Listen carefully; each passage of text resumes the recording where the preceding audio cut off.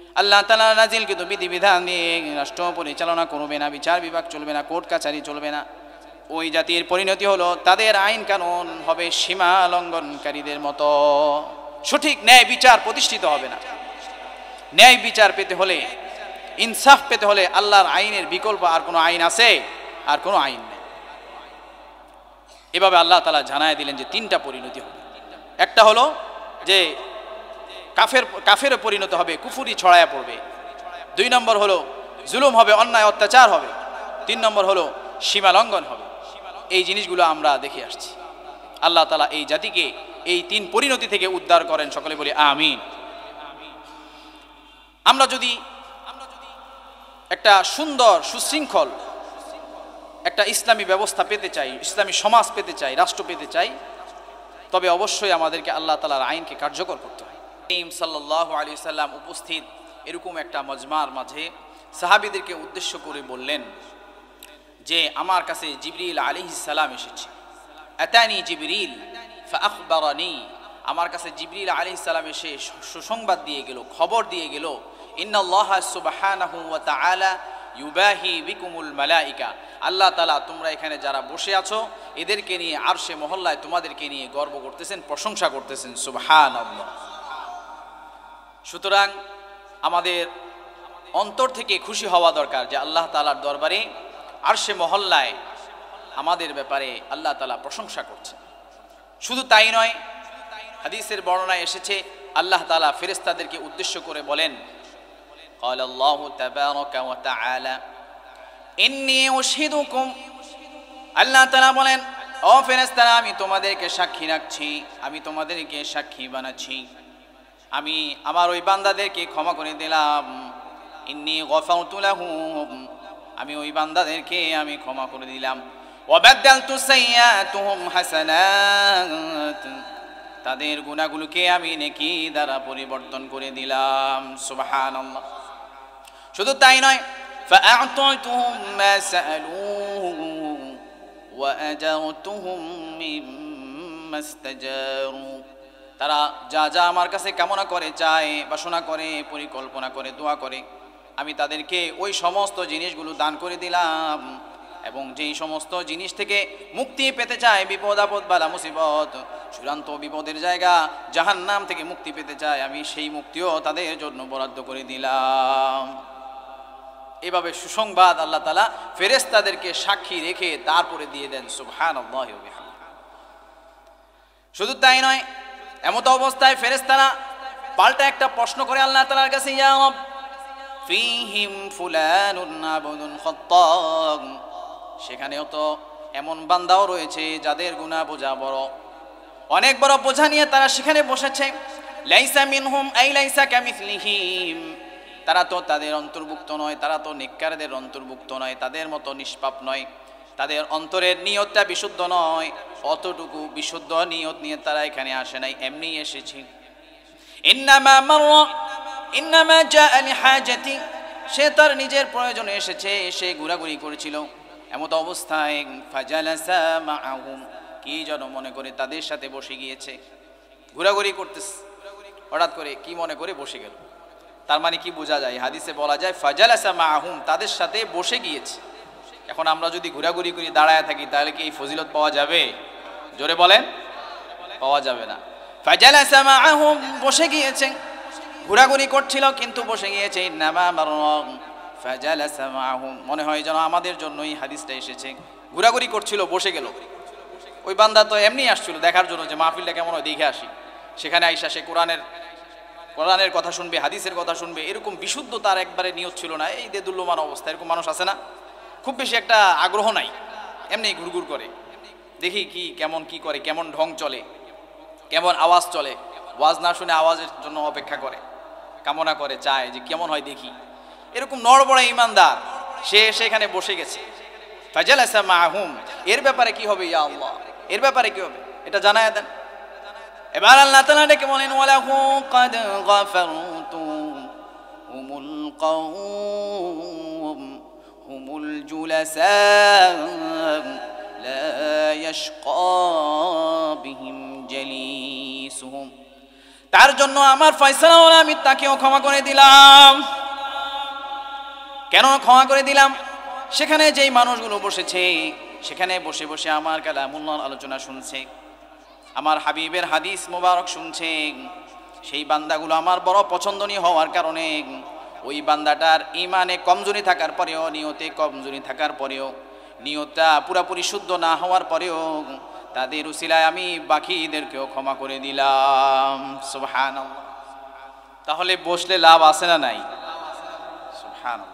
কথা কি কোনো মানুষের বানানো কথা নাকি নবী মুহাম্মদুর রাসূলুল্লাহ সাল্লাল্লাহু আলাইহি সাল্লামের কথা? এখানে আসলে লাভ আছে, বসলে লাভ আছে, ঘোরাঘুরি করলে এই ফজিলত পাওয়া যাবে না। যেহেতু আমার প্রসঙ্গ এই বিষয়ে না যে মাহফিলের কি উপকারিতা, আমার প্রসঙ্গ হলো যে শেষ জামানার পরিণতি। শেষ জামানার পরিণতি সম্পর্কে আমার একটা সাবজেক্ট নির্ধারণ করা হয়েছে। আমি আপনাদের সামনে শুরুতে খুতবার মাঝে নবী আলাইহিস সালামের একটা বিখ্যাত হাদিস, যেটা সহিহুল জামিআর 3240 নম্বর হাদিসে এসেছে, সেটা আমি আপনাদের সামনে পাঠ করেছি। আমরা এই হাদিস থেকে কিছু শিক্ষা গ্রহণ করার চেষ্টা করব। নবী করিম সাল্লাল্লাহু আলাইহি সাল্লাম সেখানে 5টা পয়েন্ট বলেছেন। পাঁচটা কর্মের পরিণতি হবে 5 ধরনের। শেষ জামানায় এই 5 ধরনের যখন কর্ম দেখা দিবে, প্রবণতা দেখা দিবে, তখন এর প্রতিফল হবে 5 ধরনের। কয়টা হবে প্রতিফল? 5টা। 5টা কর্মের প্রতিফল হবে 5 ধরনের। আমরা এগুলো প্রথমে সরল অনুবাদটা শুনবো, তারপরে আমরা একটু বিস্তারিত জানার চেষ্টা করব ইনশাআল্লাহ। হাদিসটি রাইসুল মুফাসসিরিন ইবনে আব্বাস রাদিয়াল্লাহু তাআলা আনহু থেকে বর্ণিত। তিনি বর্ণনা করেন, ক্বালান নবী সাল্লাল্লাহু আলাইহি ওয়াসাল্লাম, একদা নবী করিম সাল্লাল্লাহু আলাইহি ওয়াসাল্লাম ইরশাদ করলেন, খামসু বিখামসিন, 5 ধরনের কর্মের প্রতিফল হবে 5 ধরনের। 5 ধরনের কর্ম যখন দেখা দিবে কোনো সমাজের মাঝে, কোনো রাষ্ট্রের মাঝে, কোনো ভূখণ্ডে, কোনো এলাকায়, তখন এর প্রতিফল রিঅ্যাকশন হবে 5 ধরনের, পরিণতি হবে 5 ধরনের। সাহাবীরা আরজ করলেন, ইয়া রাসূলুল্লাহ ওয়া মা খামসু বিখামসিন, আপনি যে 5টি কর্মের কথা বলছেন, পরিণতিতে 5টি ফলাফল হবে, সেই 5 ধরনের কর্মগুলো কি আমাদেরকে জানিয়ে দেন। এবার নবী করিম সাল্লাল্লাহু আলাইহি ওয়াসাল্লাম এক এক করে বলা শুরু করলেন। 1 নম্বরে বললেন, মা নাকাযা কওমুনিল আহদা ইল্লা সুল্লিতা আলাইহিম আদুহুম, যে জাতির মাঝে ওয়াদা ভঙ্গের প্রবণতা, ওয়াদা অঙ্গীকার প্রতিশ্রুতি ভঙ্গের প্রবণতা ব্যাপক হয়ে যাবে, ওয়াদার খেলাফ করবে, ওই জাতির উপরে আল্লাহ তাআলা তাদের অকল্যাণকামী ক্ষমতাসীনদেরকে নিযুক্ত করে দিবে। যে জাতির মাঝে ওয়াদা ভঙ্গের প্রবণতা ব্যাপক হয়ে যাবে, ওই জাতির উপরে আল্লাহ তাআলা তাদের অকল্যাণকামী লোকদেরকে তাদের উপরে কর্তৃত্বে বসায় দিবে, অর্থাৎ তাদেরকে নেতা বানায় দিবে। কাউকে মেম্বার, কাউকে চেয়ারম্যান, কাউকে প্রধানমন্ত্রী, কাউকে রাষ্ট্রপতি, এগুলো বানায় দিবে। 2 নম্বরে বিশ্বনবী বললেন, ওয়ামা হাকামু বিগাইরি মা আনজালাল্লাহ ইল্লা ফাশা ফীহিমুল ফাকর, যে জাতির মাঝে আল্লাহ তাআলার কোরআনের বিধান উঠে যাবে, কোরআনের আইন দিয়ে বিচার ফয়সালা হবে না, রাষ্ট্র চলবে না, কোর্ট কাছারি চলবে না, ওই জাতির উপরে আল্লাহ তাআলা অভাব, অনটন, দারিদ্রতা চাপিয়ে দিবেন। নাউযু বিল্লাহ।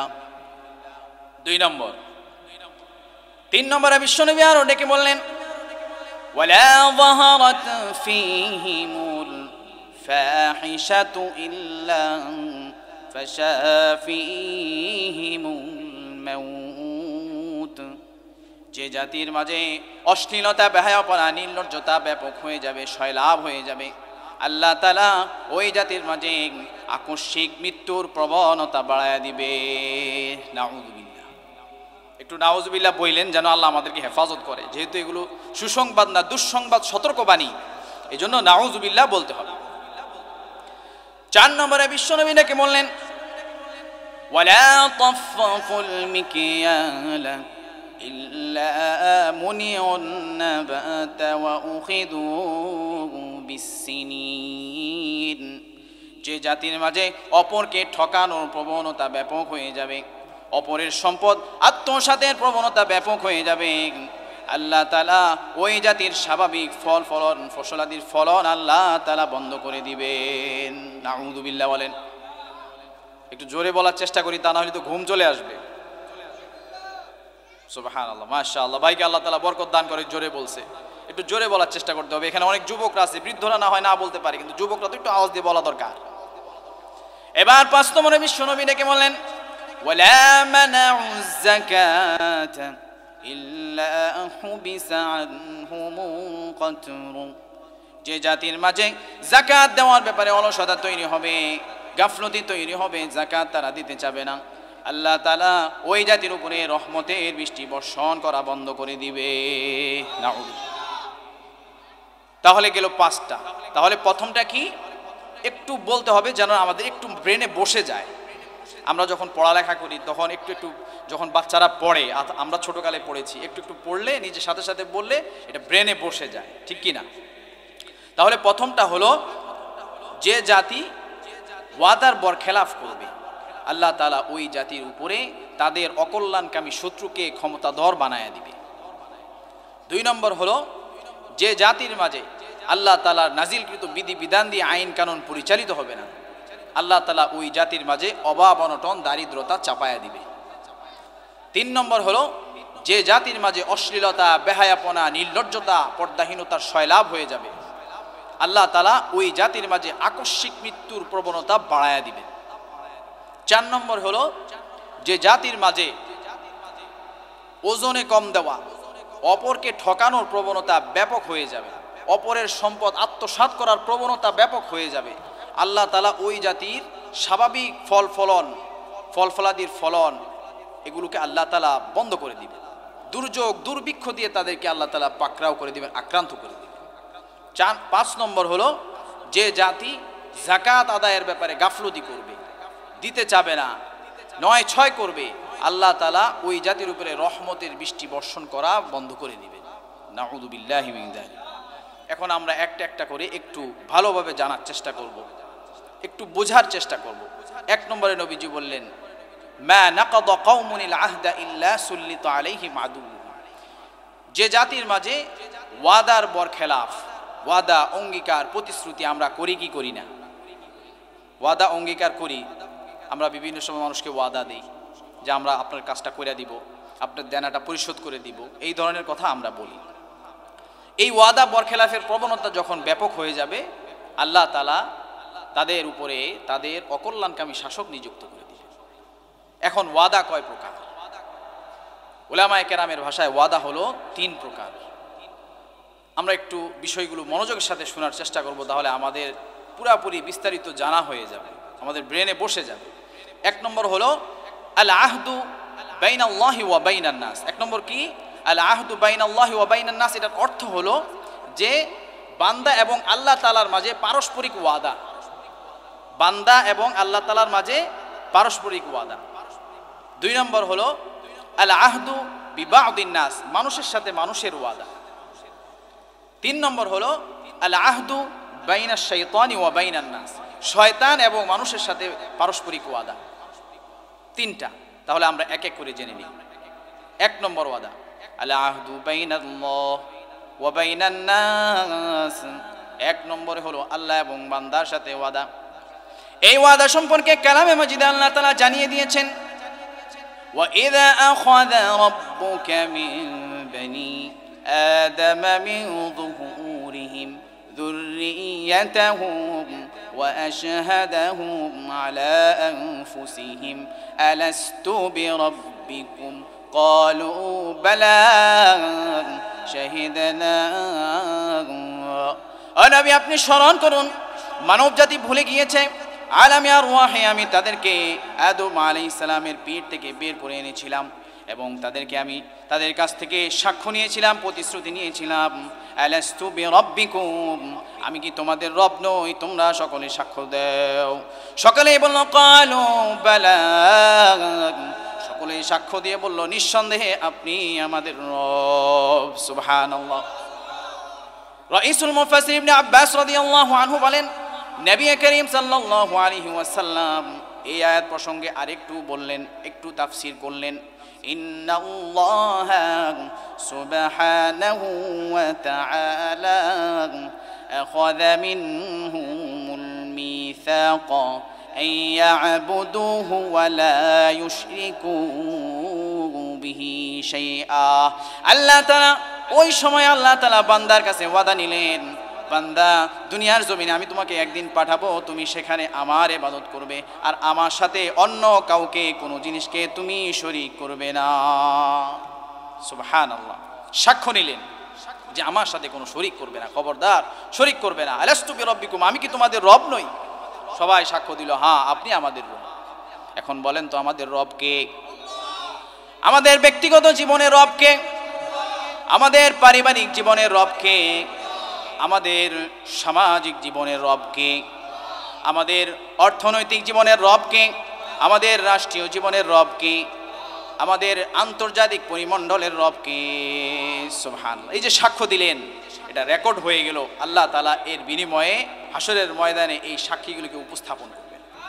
এই যে পোকামাকড়গুলো সাক্ষী দিবে, গাছগাছালি তরুলতা এগুলো সব কিছু সাক্ষী দিবে, নিশাচর প্রাণীগুলো এখন শুনতেছে, তাদের কাছে আওয়াজ যাচ্ছে, এই বান্দাগুলো সাক্ষ্য দিয়েছে। এই সাক্ষী হাসরের ময়দানে আমাদের সপক্ষে কাজ করবে। সুবহানাল্লাহ। আল্লাহ তাআলা আরো জানায় দিলেন, ও বান্দা তুমি কিন্তু আমাকে অঙ্গীকার করেছ, প্রতিশ্রুতি দিয়েছ, আমারই ইবাদত করে আমারই গোলামি করবে, অন্য কাউকে আমার সাথে শরীক করবে না। আমি তোমাকে আরো জানিয়ে দিচ্ছি, ওয়ামা খালাকাতুল জিন্না ওয়াল ইনসা ইল্লা লিয়াবুদুন। আমি জিন এবং ইনসানকে একমাত্র আমার দেওয়া ফর্মুলা অনুযায়ী জিন্দেগি যাপন করার জন্য সৃষ্টি করেছি। সারাদিন আমাদের কি ইবাদত করতে হয়? সারাদিন ইবাদত করতে হয়? সারাদিন ইবাদত করতে হয় না। কিন্তু আল্লাহ তাআলার ওয়াদা হলো, তুমি যদি আমার দেওয়া চাক্কা চাক্কা ফরজগুলো তুমি যদি ঠিকমতো আদায় করো, 5 ওয়াক্ত নামাজ পড়ো, আমার হাবিবের সুন্নতগুলি যদি তুমি পাবন্দি করো, তুমি যেন সারাদিন ইবাদত করলে আমি তোমার আমলনামায় সারাদিনের ইবাদত লিখে দিব। সুবহানাল্লাহ। আল্লাহ তাআলা আমাদের কাছ থেকে ওয়াদা নিলেন, এবার আল্লাহ তাআলা নিজে ওয়াদা করতেছেন, ওয়া'আদাল্লাহুল মুমিনিনা ওয়াল মুমিনাতি জান্নাতিন তাজরি মিন তাহতিহাল আনহারু খালিদিনা ফিহা ومساكن طيبة في جنات عدن ورضوان من الله أكبر ذلك هو الفوز العظيم। আল্লাহ তাআলা ওয়াদা করতেছে, মুমিন মুমিনাত যারা আমার ইবাদত করবে আমি তাদেরকে চিরস্থায়ী জান্নাত দান করব, যার তলদেশে স্বচ্ছ প্রবাহমান নহর রয়েছে। আমি তাদেরকে সেই জান্নাতে ইটারনাল লাইফ, অনন্তকালের জিন্দেগি দান করব। আমি তাদের উপরে খুশি হয়ে যাব, আমি তাদের উপরে সন্তুষ্ট হয়ে যাব। এটাই হলো তাদের জন্য সবচেয়ে বড় পুরস্কার। সুবহানাল্লাহ। তাহলে দেখা গেল ওয়াদা আমরাও করছি, আল্লাহ তাআলাও করছেন। এখন এই ওয়াদা যদি আমরা রক্ষা করি, ইন্নাল্লাহা লা ইউখলিফুল মিআদ, আল্লাহ তাআলার খাতায় ওয়াদার বরখেলাপ বলতে কোনো জিনিস নাই। আল্লাহ তাআলা আমাদেরকে জান্নাত দিবেনই দিবেন যদি আমরা ওনার ওয়াদা রক্ষা করি। ঠিক কিনা বলেন? তাহলে গেল 1 নম্বর বিষয়, আল্লাহ তাআলার সাথে বান্দার পারস্পরিক ওয়াদা। এবার আসুন দুনিয়াতে আমরা যে পরস্পর ওয়াদা করি, এটাকে বলে আল আহদু বিবাদিন নাস, মানুষের পারস্পরিক ওয়াদা। আমরা ওয়াদা করি কি করি না? অমুক দিনে আপনার কাজটা আমি কইরা দিব, অথবা আপনি আমার কাছে টাকা পান, অমুক দিনের মাঝে আমি আপনার টাকা দিয়া দিব। এই ওয়াদা বরখেলাফ করে এমন মুসলমান আছে না নাই? এমন মুসলমান আছে। তার জন্য সুসংবাদ নাই, তার জন্য দুঃসংবাদ আছে। আল্লাহ তাআলা মুহাব্বত করে ডেকে বললেন, ওয়া আউফু বিল আহদি ইন্নাল আহদা কানা মাসউলা। ও বান্দা তুমি যে ওয়াদা করো, অঙ্গীকার করো, প্রতিশ্রুতি দাও, এই ওয়াদা অঙ্গীকার প্রতিশ্রুতিগুলো তুমি ঠিক মতো আদায় করবে। কেননা এই ওয়াদা অঙ্গীকার প্রতিশ্রুতিগুলির ব্যাপারেও তোমাকে হাসরের ময়দানে জিজ্ঞেস করা হবে। মনে করছে ওয়াদা করছি ভাঙা ফেলাইলাম, দূর কে দেখলো, আমার ক্ষমতা আছে, আমি না দিলে না দিলাম, এরকম করলে হবে না, আমাদেরকে জিজ্ঞেস করা হবে। আল্লাহ তাআলা সতর্ক করে দিলেন। এখন আমাদের মাঝে দেখা যায় নামাজি কালামি কিন্তু ওয়াদার বরখেলাফ করে, এমন মানুষ আছে না? আল্লাহর হাবিব সাল্লাল্লাহু আলাইহি সাল্লাম জানায় দিয়েছেন যে কারো ভিতরে যদি ওয়াদা বরখেলাফের প্রবণতা থাকে, অভ্যাস থাকে, তাহলে বুঝে নাও এটা তার ভিতরে একটা মুনাফিকের আলামত। কিসের আলামত? মুনাফিকের আলামত। আয়াতুল মুনাফিকি সালাসুন, মুনাফিকের আলামত হলো তিনটি। ইদা হাদ্দাসা কাযাবা, এক নম্বর আলামত হলো যখন সে কথা বলে তখন সে কথার ভিতরে মিথ্যা মিশ্রিত করে। কথা যখন বলে তখন সে কথার ভিতরে কি করে? সত্যের সাথে মিথ্যা তালি দিয়ে, জোড়া তালি দিয়ে তারপর সেটা উপস্থাপন করে। আর এই মিথ্যার মাঝে সবচেয়ে বেশি আগায় আছে বর্তমান যুগের মিডিয়াগুলো, পেপার পত্রিকাগুলো, টিভি চ্যানেলগুলো। ইসলামের বিরুদ্ধে যখন লেখে তখন মানুষের নাম ধরে ধরে বলে, কোনো প্রতিষ্ঠানের বিরুদ্ধে যখন লেখে নাম ধরে ধরে বলে, কিন্তু বিধর্মীদের ব্যাপারে বলতে গেলে তাদের বুক কাঁপে। জোরে বলতে হবে, আস্তে বলা যাবে না। ঠিক কিনা বলেন? খবরদার, এই সমস্ত মিডিয়াকে বিশ্বাস করা যাবে না।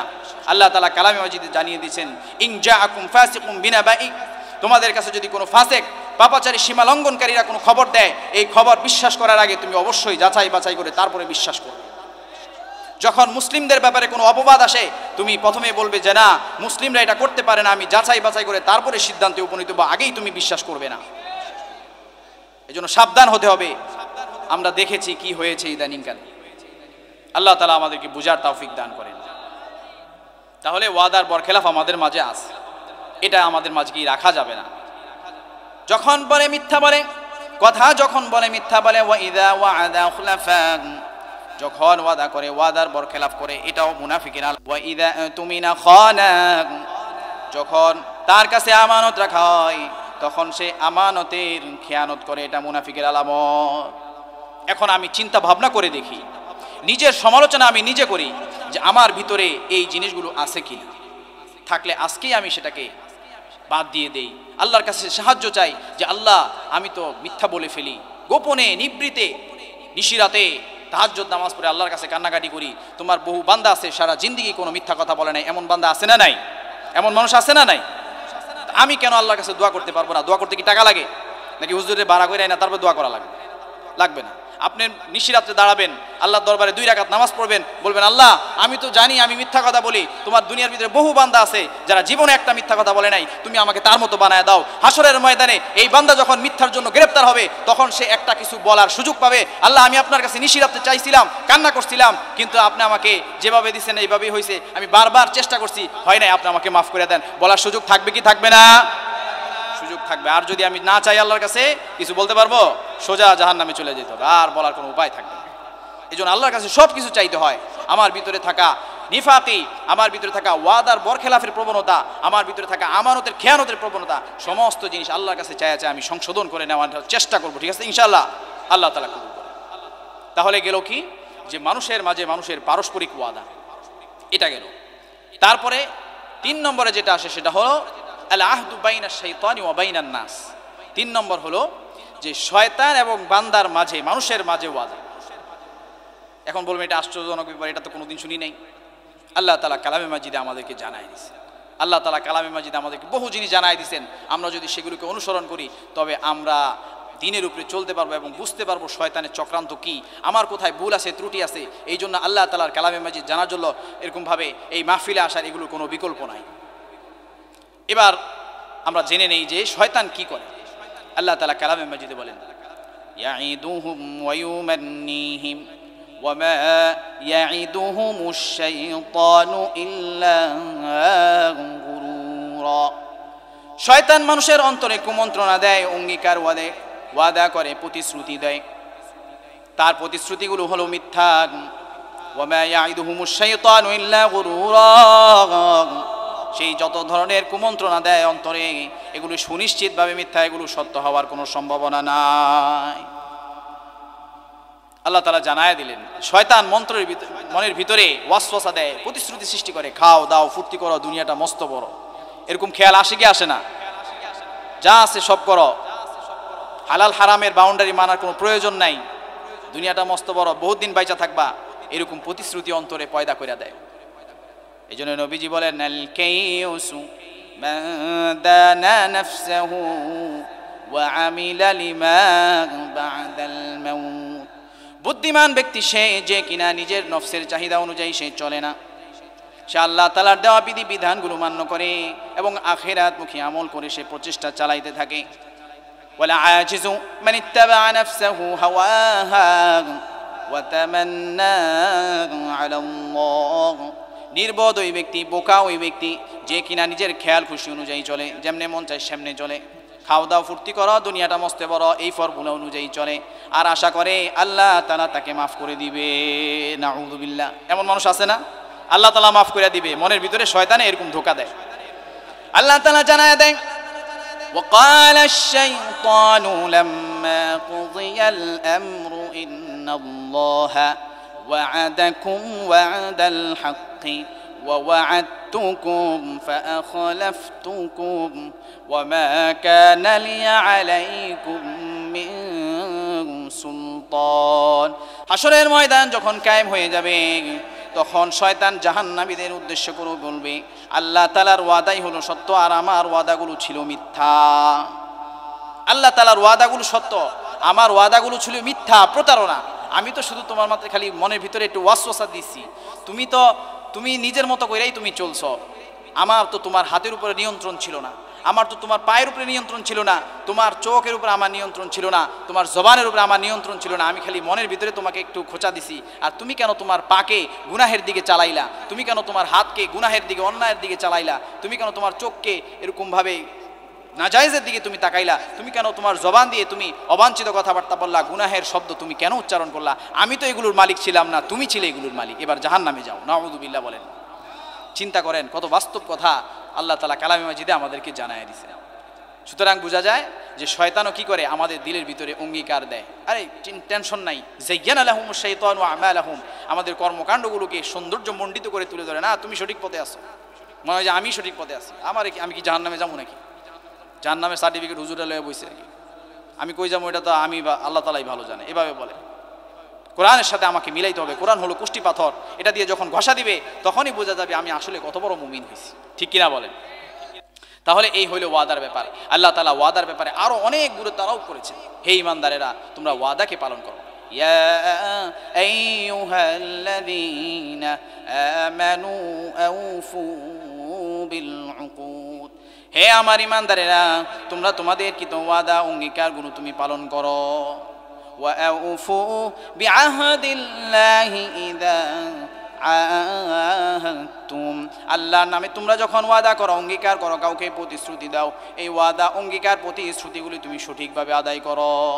ইয়া আইয়ুহাল্লাযীনা আমানু লিমা তাকুলুনা মা লা তাফআলুন, হে ঈমানদারেরা, তোমরা যেমনটা করো না, যেমনটা করবে না তেমনটা কেন বলো?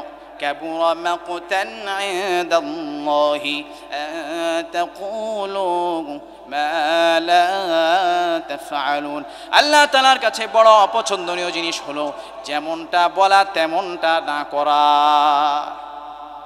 তাহলে ওয়াদা রক্ষা করতে হবে তো ইনশাআল্লাহ। আল্লাহ তাআলার সাথে ওয়াদা রক্ষা করতে হবে, মানুষের সাথে ওয়াদা রক্ষা করতে হবে, শয়তানের সাথে ওয়াদা রক্ষা করা যাবে? রক্ষা করা যাবে না। অর্থাৎ একটা ভঙ্গ করতে হবে আর দুইটা রক্ষা করতে হবে। আল্লাহ তাআলা আমাদেরকে তৌফিক দান করেন। তাহলে গেল 1 নম্বর পয়েন্ট। 2 নম্বরে কি বলছিলাম? 2 নম্বর পয়েন্ট, আল্লাহ তাআলা নাজিলকৃত বিধান দিয়ে যে জাতির ভিতরে ফয়সালা হবে না, ওই জাতির উপরে আল্লাহ তাআলা অভাব, অনটন, দারিদ্রতাকে স্থায়ী করে দিবে। ওয়ামা হাকামু বিগাইরি মা আনজালাল্লাহু ইল্লা ফাশা ফীহিমুল ফাকর, যে জাতির মাঝে আল্লাহ তাআলার নাজিলকৃত বিধানগুলো প্রতিষ্ঠিত থাকবে না, আল্লাহ তাআলা ওই জাতির উপরে অভাব, অনটন, দারিদ্রতা স্থায়ী করে দিবেন। নাউযুবিল্লাহ বলেন। এবার আসুন একটু জেনে নেই, বলেন তো আমাদের মাঝে কি আল্লাহ তাআলার নাজিলকৃত বিধান অনুযায়ী বিচার ফয়সালা হয়? বিচার ফয়সালা হয়? আল্লাহ তাআলার বিধান লঙ্ঘনের প্রবণতা আমাদের মাঝে আছে না নাই? আল্লাহ তাআলার নাজিলকৃত বিধান দিয়ে আমাদের রাষ্ট্রটা চলে না। এটা আমাদের জন্য দুঃখজনক বিষয়। মুসলমানদের এই দেশে আল্লাহ তাআলার বিচার ফয়সালা দিয়েই চলবে, এটা হচ্ছে কাম্য। এজন্য আমরা আহ্বান রাখবো, যারাই ক্ষমতায় সমাসীন হবে তারা যেন আল্লাহ তাআলার দেওয়া নাজিলকৃত বিধানগুলো কার্যকর করে। ঠিক আছে তো ইনশাআল্লাহ? আল্লাহ তাআলা কবুল করেন। না করলে এর পরিণতি 3টা বলছেন। সূরা মাইদার মাঝে 3টা পরিণতি আল্লাহ তাআলা বলছেন। 1 নম্বরে আল্লাহ তাআলা বলতেছেন, ওয়ামান লাম ইয়াহকুম বিমা أنزلallah فأولئك هم الكافرون। এক নম্বর পরিণতি হলো যে জাতির মাঝে আল্লাহ তাআলা নাজিলকৃত বিধিবিধান দিয়ে আইন কানুন চলবে না, কোর্ট কাচারি চলবে না, বিচার ফয়সালা হবে না, বিচার বিভাগ চলবে না, ওই জাতির উপরে আল্লাহ তাআলা বলে দিচ্ছেন তাদের পরিণতি হলো তারা কুফরে নিমজ্জিত হয়ে পড়বে। নাউযুবিল্লাহ বলেন, কুফরে নিমজ্জিত হয়ে পড়বে মানে কাফের হয়ে যাবে তারা, এটা একটা পরিণতি। ওয়ামান লাম ইয়াহকুম বিমা আনজালাল্লাহ ফাউলাইকা হুমুল যালিমুন।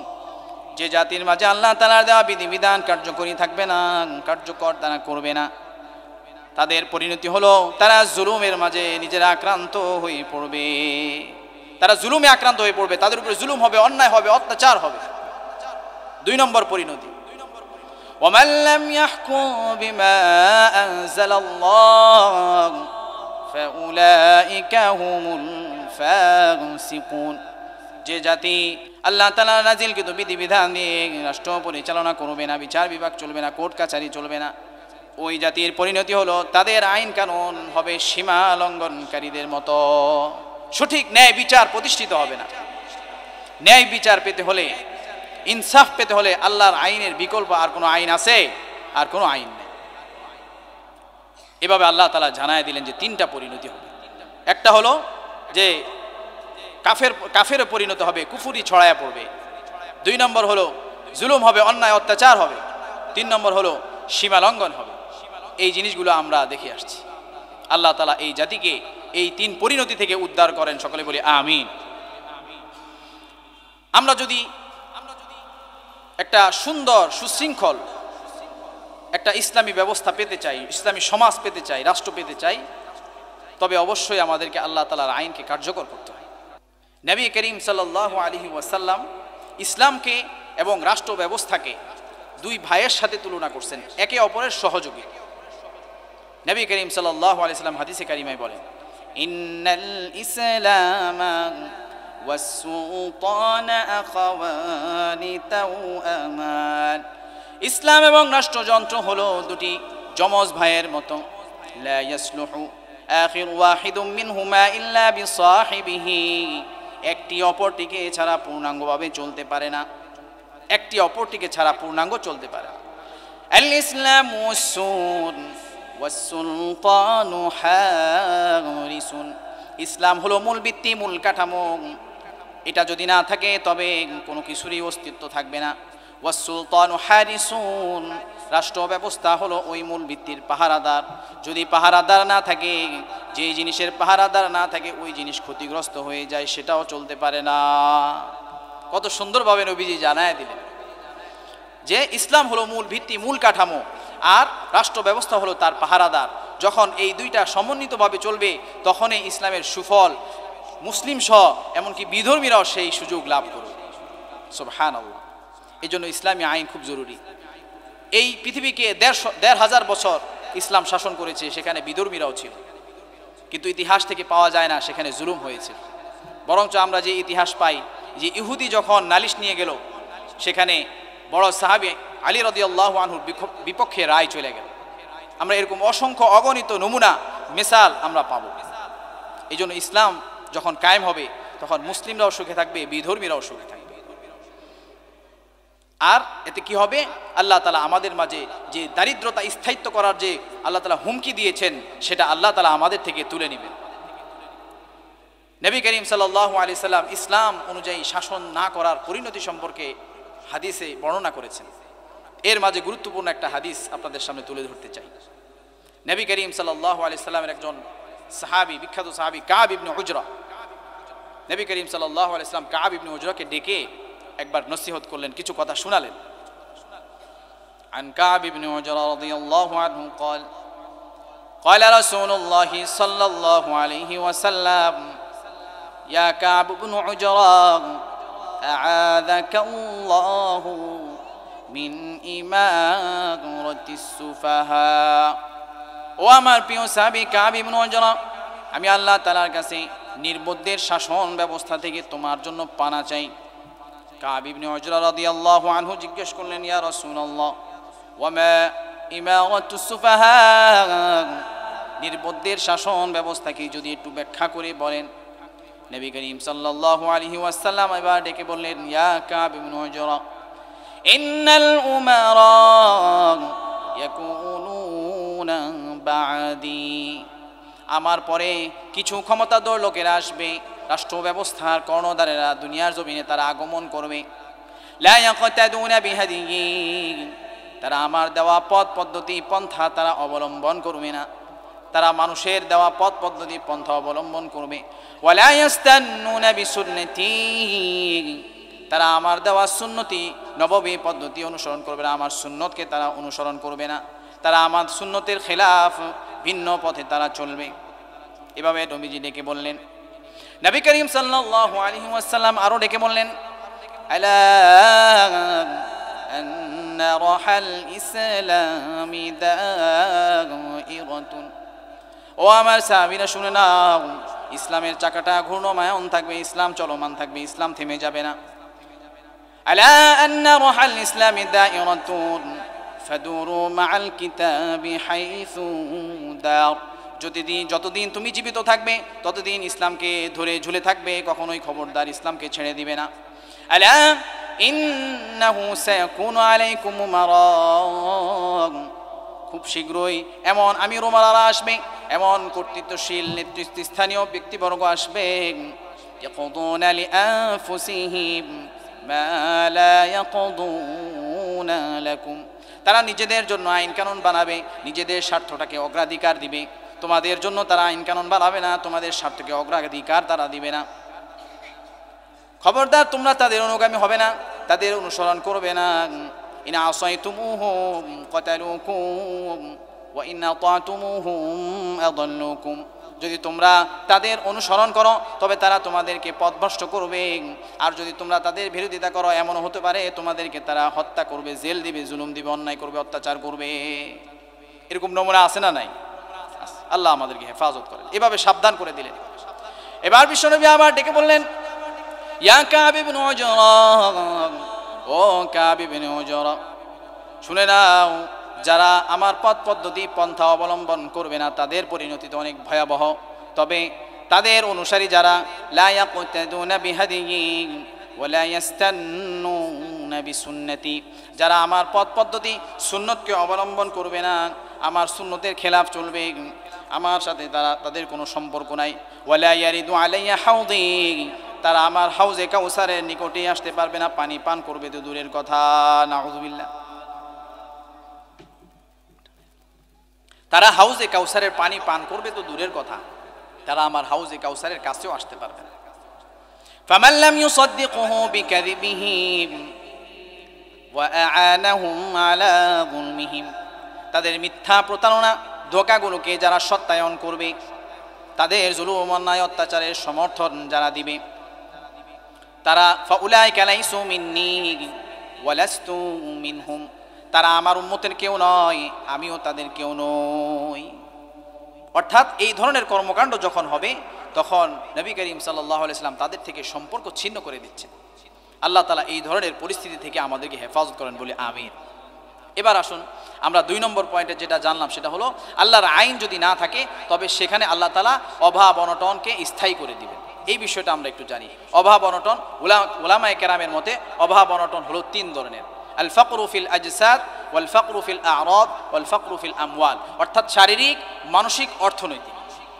শারীরিক অভাব অনটন দারিদ্রতা কি? সেটা হলো সুস্থ না থাকা। আচ্ছা বলেন তো, আমাদের মাঝে পূর্ণাঙ্গ সুস্থ মানুষ কয়জন আছে?